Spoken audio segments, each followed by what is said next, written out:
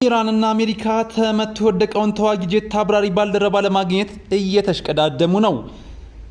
ኢራንና አሜሪካ በኢራን ጦር ተመቶ የወደቀውን ኤፍ-15 ተዋጊ ጄት አብራሪ ባልደረባ ለማግኘት እሽቅድምድም ላይ መሆናቸው ተገልጿል። ኤፍ-15 የተሰኘው የአሜሪካ ተዋጊ ጄት በትናንትናው ዕለት በኢራን አብዮታዊ ዘብ በሀገሪቱ ደቡባዊ ክፍል ተመቶ መውደቁ ይታወሳል። የአሜሪካ ጦር የተዋጊ ጄቱ አብራሪ መገኘቱንና አብሮት የነበረው ባልደረባ ግን እስካሁን ያለበት አለመታወቁን ማስታውቋል።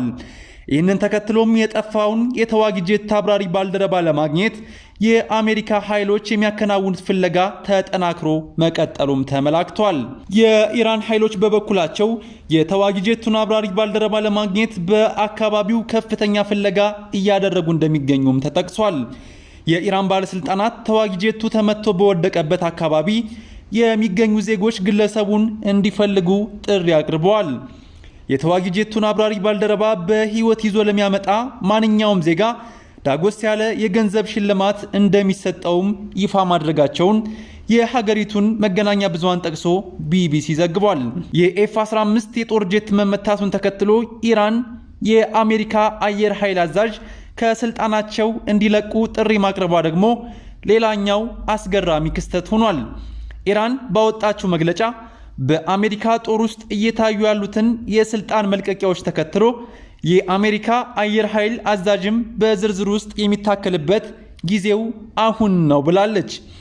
ይህ በእንዲህ እንዳለ ኦስትሪያ የአሜሪካ የጦር አውሮፕላኖች የአየር ክልሏን እንዳይጠቀሙ ከለከለች።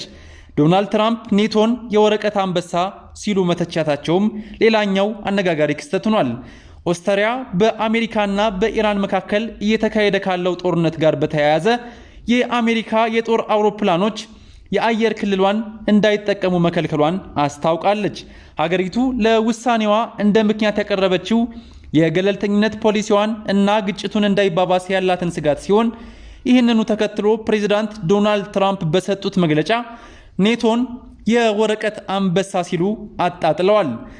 በመካከለኛው ምስራቅ የተቀሰቀሰው ጦርነት አውሮፓን ለሁለት እየከፈለ ይገኛል። ኦስትሪያ ይህንን ውሳኔ ያሳለፈችው ከስፔን፣ ጣሊያን፣ ስዊዘርላንድ እና ፈረንሳይ በመቀጠል ሲሆን እነዚህ ሀገራትም የአሜሪካ የጦር ሰፈር ለአየር ጥቃትም ሆነ ለትጥቅ ማጓጓዣ የአየር ክልላቸውንና ወታደራዊ ካምፖቻቸውን እንዳይጠቀም በይፋ ከልክለዋል። በተለይም ስፔን የአየር ክልሏን ዝግ ማድረጓና ጣሊያን የአሜሪካ ጦር አውሮፕላኖች በሲሲሊ ደሴት እንዳያርፉ መከልከሏ በዋሽንግተን ላይ ከፍተኛ ቅሬታን ፈጥሯል። የአውሮፓ ሀገራት እያሳዩት ያለው ተቃውሞ ያስቆጣቸው ፕሬዝዳንት ዶናልድ ትራምፕ ኔቶ አሜሪካን ለብቻዋ እየተዋት ነው የሚል በጥርጣሬ ድምፅ ወርፈዋል።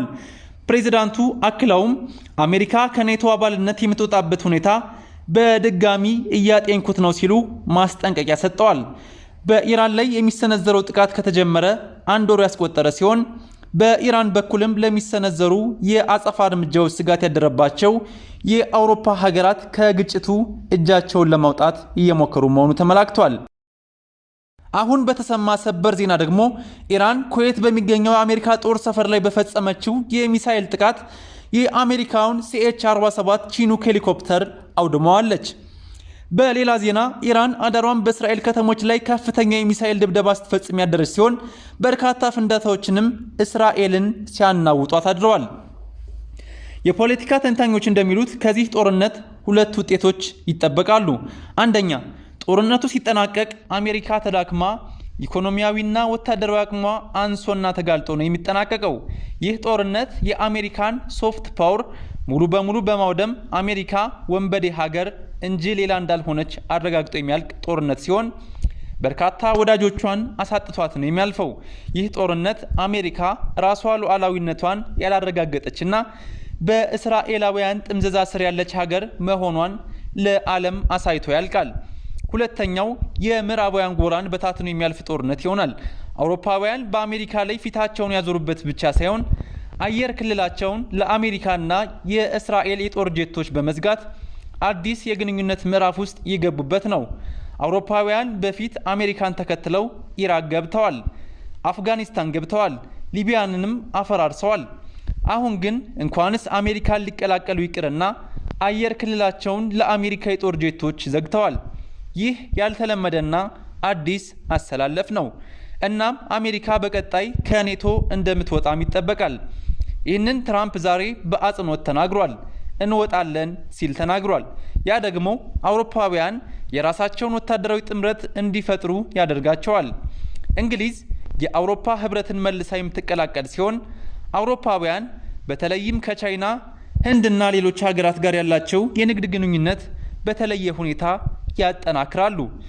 በአሜሪካም ከዚህ አገዛዝ ካልተላቀቀች የበለጠ ከዓለም ትነጥላለች የሚሉ ዓለም አቀፍ ትንታኔዎች እየተሰጡ ይገኛሉ። የአሜሪካን አየር ኃይል አባል መያዝ ለኢራን ትልቅ ሽልማት ይሆናል ሲሉ የአሜሪካዊ የጦር ባለሙያ ተናገሩ።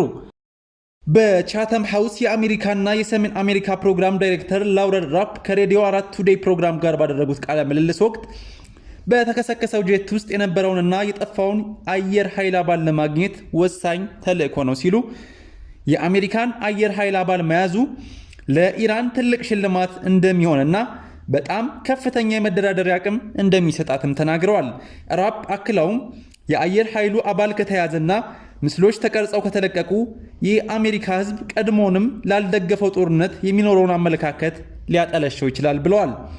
እነዚያ ምስሎች ከወጡ የአሜሪካውያንን እይታ በእጅጉ ይቀይሩታል ብለዋል። የአየር ኃይል አባሉ ከተያዘ ለኢራን የበለጠ እድል የሚሰጣት ሲሆን የሚኖሩ ውይይቶችም ግጭቱን ከማርገብ ይልቅ ታሳሪውን ወደ ማስለቀቅ ሊዞሩ ይችላሉ ብለዋል። የአየር ኃይል አባሉ ከተያዘ ለኢራን የበለጠ እድል የሚሰጣት ሲሆን የሚኖሩ ውይይቶችም ግጭቱን ከማርገብ ይልቅ ታሳሪውን ወደ ማስለቀቅ ሊዞሩ ይችላሉ ብለዋል። አሁን የዚህ ዘመቻ ግቦች ግልጽ አይደሉም፣ የበለጠ ደግሞ ውስብስብ እየሆኑ መጥተዋል ሲሉ አክለዋል። ቴህራን አርብ ዕለት በደቡባዊ ኢራን አካባቢ የአሜሪካን F-15E ተዋጊ ጀት መጣ ከጣለች በኋላ አውሮፕላን ውስጥ የነበረን አንድ አሜሪካዊ ለማግኘት ሁለቱ ሀገራት የሚያደርጉት ሩጫ አሁንም ቀጥሏል። የኤፍ-15 ተዋጊ ጀት አብራሪ በአሜሪካ መገኘቱ የተገለጠ ቢሆንም የመሳሪያ ስርዓቱን የሚቆጣጠረው ባልደረባው ግን አሁንም እንደጠፋ ነው።